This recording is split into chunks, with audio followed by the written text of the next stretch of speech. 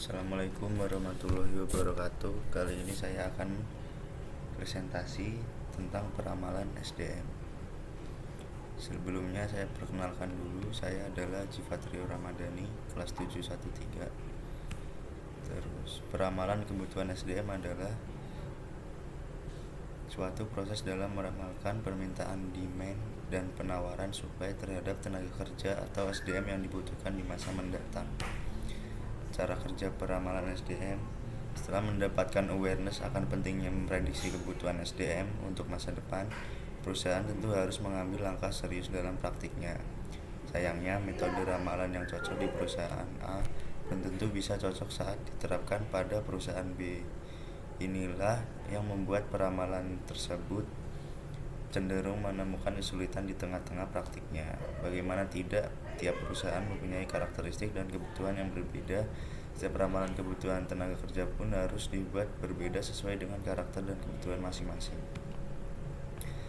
Teknik peramalan kebutuhan SDM diantaranya adalah ekstrapolasi. Teknik menggunakan data-data terkait tingkat dan jenis perubahan yang pernah terjadi di masa lalu sebagai bahan untuk meramalkan perubahan-perubahan kondisi yang memungkinkan besar akan terjadi atau bahkan terulang di masa mendatang.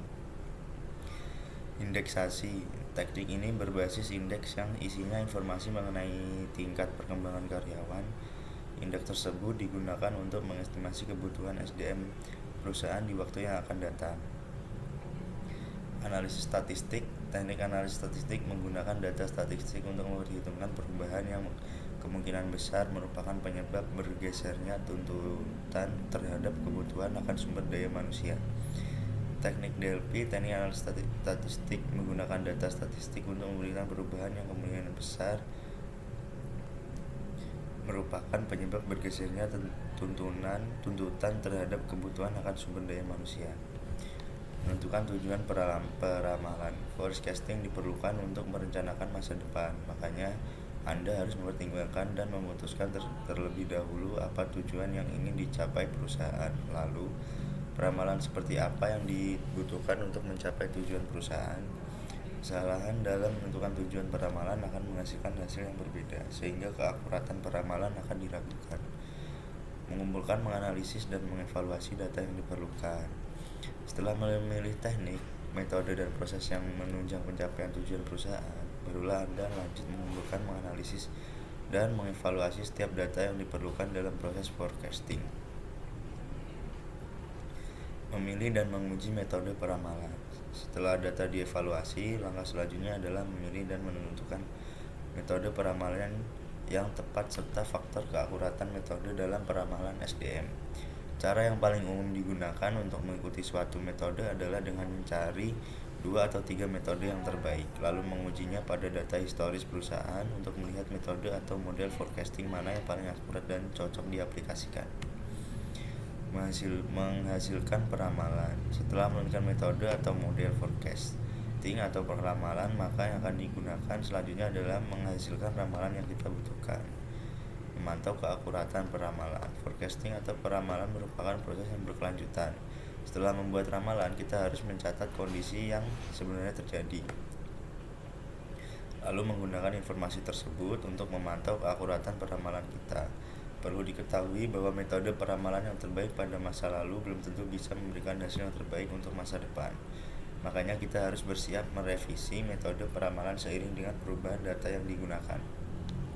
Mengapa peramalan harus ada? Peramalan atau forecasting dalam melakukan perencanaan sumber daya manusia sangat dibutuhkan untuk menentukan skala kebutuhan untuk jangka panjang suatu lembaga atau organisasi. Forecasting dilakukan dengan melihat kejadian masa lalu untuk perbaikan di masa depan.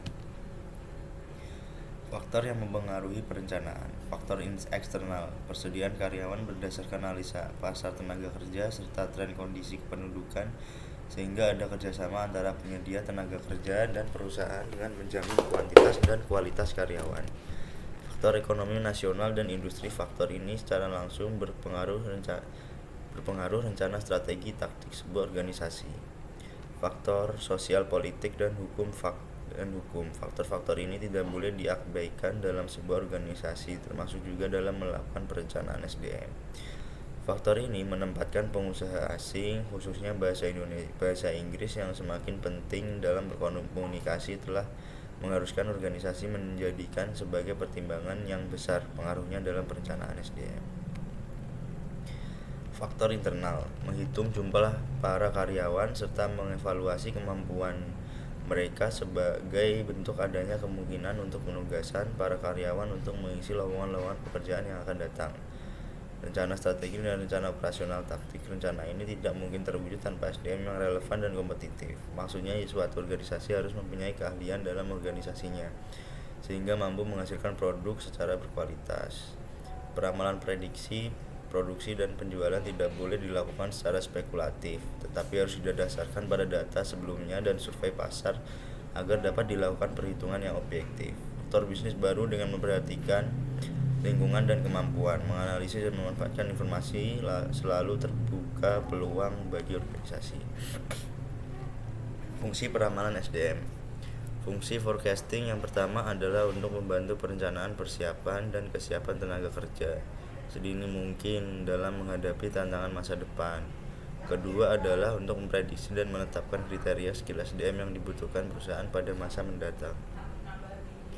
Ketiga, forecasting juga turut berguna dalam merencanakan bisnis agar perusahaan dapat menghasilkan output produksi yang lebih baik lewat peramalan SDM yang dibutuhkan. Aktivitas operasional perusahaan di masa depan.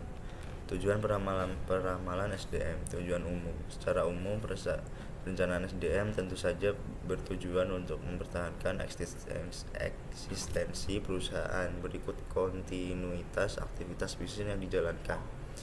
Dengan kata lain, tujuan umum lebih berkaitan pada usaha mempertahankan dan mengembangkan bisnis perusahaan untuk mencapai tujuan serta meraih laba yang kompetitif dengan cara meningkatkan kualitas SDM-nya agar output perusahaan lebih maksimal. Tujuan peramalan SDM. Tujuan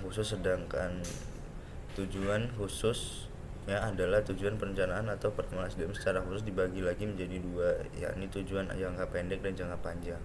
Tujuan jangka pendek meliputi prediksi tahunan seperti perkiraan posisi jabatan yang kosong pada tahun berikutnya dan harus dipersiapkan tenaga kerja pengganti dengan kualitas yang mapan.